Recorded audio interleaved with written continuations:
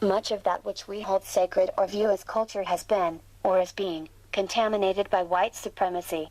This includes history, education, family, entertainment, food, community, government, science, indigenous holidays, philosophy, and spiritual practices, and even the metanatter that is written on the walls in Kemet, etc.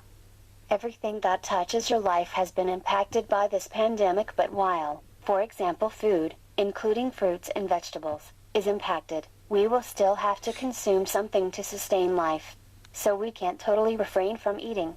It goes without saying that if the food supply someone is providing is contaminated, you must stop eating it and grow your own food. It would be wise to at least consider doing the same with other contaminants. We must understand that the contaminated versions of ancient texts have buried in them a truth that, from a white supremacy perspective, needed contamination in the first place.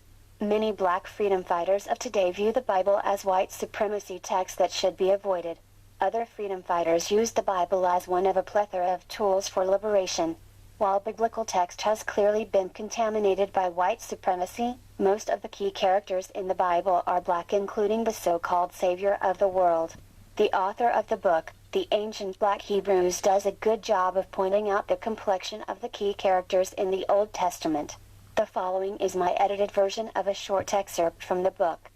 Abraham was descended from Shem and Deborah, which strongly suggests that he was black.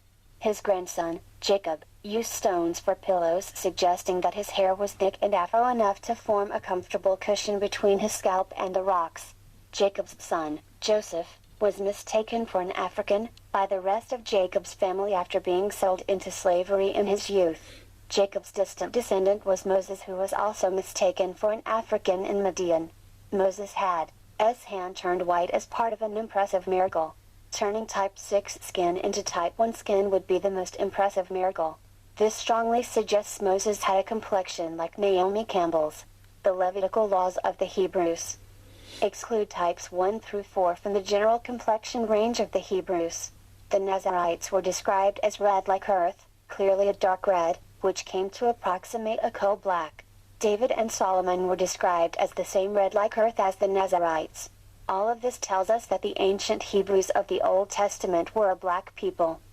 As plagiarized as scholars say biblical script is, the revolutionary that reads the Bible from a black liberation theology perspective can use the mythology written in it as inspiration and motivation to break the physical, mental, and spiritual chains of slavery.